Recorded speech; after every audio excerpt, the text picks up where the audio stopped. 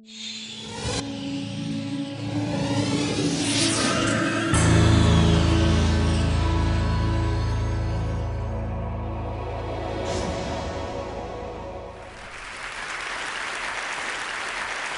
been in Afghanistan for 21 years. I work for the Red Cross, and I'm a physiotherapist. My job is to make arms and legs. Well, it's not completely true. We do more than that. We provide the patients, the Afghan disabled, first with the physical rehabilitation, then with the social reintegration. It's a very logical plan. But it was not always like this. For many years, we were just providing them with artificial limbs. It took quite many years for the program to become what it is now. Today, I would like to tell you a story, the story of a big change, and the story of the people who made this change possible. I arrived in Afghanistan in 1990. To work in a hospital for war victims, and then not only for war victims, but it was for any kind of patient. I was also working in the orthopedic center. We call it like this, is the place where we make the legs. At that time, I found myself in a strange situation. I felt quite not ready for that job. There was so much to learn. There were so many things new to me, but it was a terrific job. But as soon as the fight intensified, the physical rehabilitation was suspended. There were many other things to do. So the orthopedic center was closed because physical rehabilitation was not considered a priority.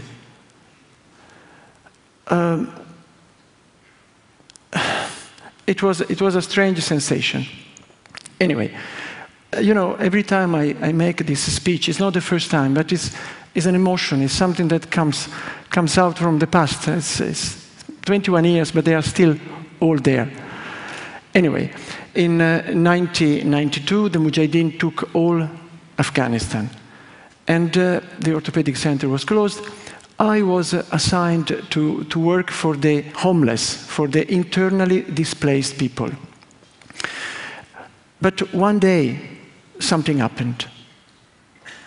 I was coming back from a big food distribution in a mosque where tens and tens of people were squatting in terrible condition.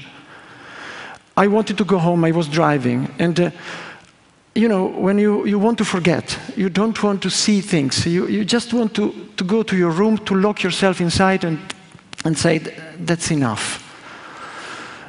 A bomb fell not far from my car. Well, far enough, but big noise. And everybody disappeared from the street.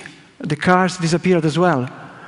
I ducked, and only one figure remained in the middle of the road. It was a man on a wheelchair, desperately trying to move away. Well, I'm not a particularly brave person, I have to confess it, but I could not just ignore him. So I stopped the car, and I went to help. The man was without legs and only with one arm. Behind him there was a child, his son, red in the face, in the effort to push the father. So I took him to a safe place, and I asked, what are you doing out in the street in this situation? I work, he said. I wonder what work. And then I asked even more stupid question, why you don't have the prosthesis? Why you don't have the artificial legs? And he said, the Red Cross has closed. Well, without thinking, I told him, come tomorrow, we will provide you with a pair of legs. The man, his name was Mahmoud, and the child name was Rafi, left. And then I said, oh my God, what did I say? The center is closed, no staff around, maybe the machinery broken. who is going to make the legs for him? So I hoped that he would not come. This is the streets of Kabul in those days. So I said, well, I will give him some money. And so the following day, I went to the orthopedic center. And I spoke with the gatekeeper. I was ready to tell him, listen, if someone such and such comes tomorrow, please tell him that it was a mistake. Nothing can be done. Give him some money. But Mahmoud and his son were already there. And they were not alone. There were 15, maybe 20 people like him waiting. And there were some staff too. Among them there was my right-hand man, Najmuddin. And the gatekeeper told me, they come every day to see if the center would open. Well, I said, no, we have to go away. We cannot stay here. They were bombing, not very close, but you could hear the noise of the bomb. So we cannot stay here. It's dangerous. It's not a priority. But Najmuddin told me, listen, now we are here. At least we can start repairing the prosthesis, the broken prosthesis of the people, and maybe try to do something for people like Mahmoud. Oh, no, I said, no, please, we cannot do that. It's really, it's dangerous. We have other things to do. But they insisted. When you have 20 people in front of you looking at you, and you are the one who have to decide. So we started doing some repairs. Also, one of the physiotherapists reported that Mahmoud could be provided with leg, but not immediately. The legs were swollen and the knees were stiff, so he needed a long preparation. Believe me, I was worried because I was breaking the rules. I was doing something that I was not supposed to do. In the evening, I went to speak with the bosses at the headquarters, and I told them, I lied. I told them, listen, we are going to start a couple of hours per day, just a few repairs. Maybe some of them is here now. So we started. I was working. I was going every day to work for the homeless. And Najmuddin was staying there, doing everything, and reporting on the patient. He was telling me, patients are coming. Well, we knew that many more patients could not come, prevented by the fight, but people were coming. And Mahmoud was coming every day. And slowly, week after week, his legs were improving, the stump were cast, prosthesis made, and he was starting the real physical rehabilitation. He was coming every day, crossing the front line. A couple of times I crossed the front line in the very place where Mahmoud and his son were crossing. I tell you, it was something so sinister that I was astonished. He could do it every day. But finally, the great day arrived. Mahmoud was going to be discharged with these new legs. It was April, I remember, a very beautiful day. April in Kabul is beautiful, full of roses, full of flowers. We could not stay possibly indoors with all these sandbags at the windows. Very sad, dark. So we chose a small spot in the garden, and Mahmoud put on his prosthesis. The other patients did the same, and they started practicing for the last time before being discharged. Suddenly, they started fighting. Two groups of mujahideen started fighting. We could hear in the air, the bullet passing. So we dashed, all of us, towards the shelter. Mahmoud grabbed his son, I grabbed someone else. Everybody was grabbing something, and then we ran. You know, 50 meters can be a long distance if you are totally exposed. But we managed to reach the shelter. Inside, all of us panting, we sat a moment, and I heard Rafi telling his father, "Father, you can run faster than me." And Mahmoud, "Of course I can. I can run, and now you can go to school. No need of staying with me all the day pushing my wheelchair." Later on, we took them home, And I will never forget Mahmoud and his son walking together, pushing the empty wheelchair. And then I understood. Physical rehabilitation is a priority. Dignity cannot wait for better times. Well, I met, from that day on, we never closed a single day. Well, sometimes we suspended for a few hours, but we never closed it again. I met Mahmoud 1 year later. He was in good shape, a bit thinner. He needed to change his prosthesis, a new pair of prosthesis. I asked about his son. He told me he's at school, he's doing quite well. But I understood he wanted to tell me something. So I asked him, so what is that? He was sweating. He was clearly embarrassed. And he was standing in front of me, his head down. He said, you have taught me to walk. Thank you very much. Now help me not to be a beggar anymore. That was the job. My children are growing. I feel ashamed. I don't want them to be teased at school by the other students. I said, okay. I thought, how much money I have in my pocket? Just to give him some money. It's the easiest way. He read my mind. And he said, I asked for a job. And then he added something I will never forget for the rest of my life. He said,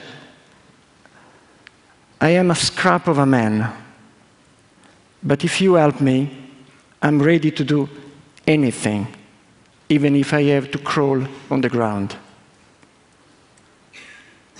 And then he sat down. I sat down too, with the goosebumps everywhere. And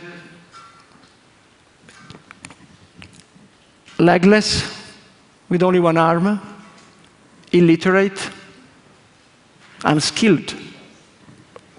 What job for him? Najmuddin told me, well, we have a vacancy in the carpentry shop. We can, what? I said, stop.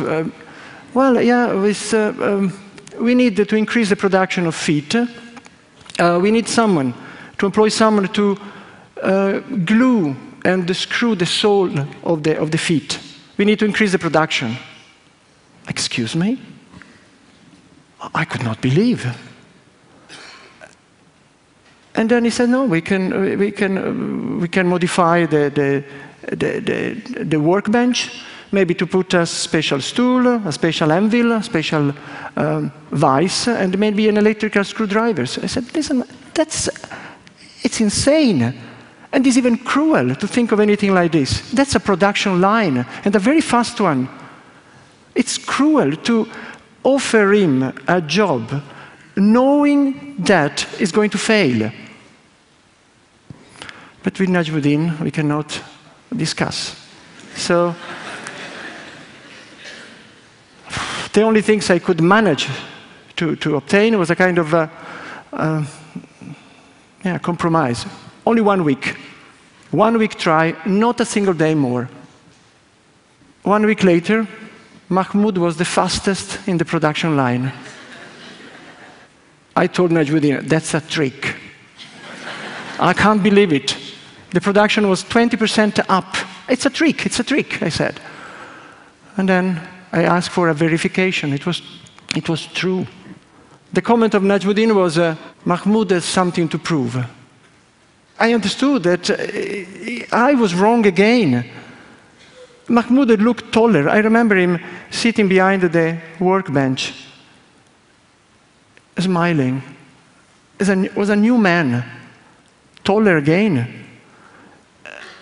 Of course, and I understood that what made him stand tall. Yeah, wear the legs, yes, thank you very much. But as a first step, it was the dignity. He has regained his full dignity thanks to that job. So, of course, I understood, and then we started a new policy completely different. And now we decided to employ as many disabled as possible, to train them in any possible job. It became a policy of positive discrimination, we call it now. And you know what? It's good for everybody. Everybody benefits from that. Those employed, of course, because they get a job and dignity. But also for the newcomers. There are 7,000 every year, people coming in for the first time. And you should see the face of these people when they realize that those assisting them are like them. Sometimes you see them, they look, oh, and you see the face, and the surprise turns into hope. And it's easy for me as well to train someone who has already passed through the experience of disability. Poof, they learn much faster. The motivation, the empathy they can establish with the patient is completely different, completely. Scrap of men do not exist. People like Mahmoud are agents of change. And when you start changing, you cannot stop. So employing people, yes, but also we started projects of microfinance, education. And when you start, you cannot stop. So you do vocational training, home education for those who cannot go to school. Physiotherapists can be done not only in the orthopedic center, but also in the houses of the people. There is always a better way to do things. Yeah, that's Najmuddin, the one with the white coat. Terrible Najmuddin is that one. I have learned a lot from people like Najmuddin, Mahmoud, Rafi. They are my teachers. I have a wish, a big wish, that this way of working, this way of thinking is going to be implemented in other countries. There are plenty of countries at war like Afghanistan. It is possible, and it is not difficult. All what we have to do is to listen to the people that we are supposed to assist, to make them part of the decision-making process, and then, of course, to adapt. This is my big wish. Well, don't think that the changes in Afghanistan are over. Not at all. We are going on. Recently, we have just started a program, a sport program, basketball for wheelchair users. We transport the wheelchairs everywhere. We have several teams in many parts of Afghanistan. At the beginning, when Najmuddin told me, we would like to start it, I hesitated. I said, no, you can imagine. I said, no, we can't. And then I asked the usual question, is it a priority? Is it really necessary?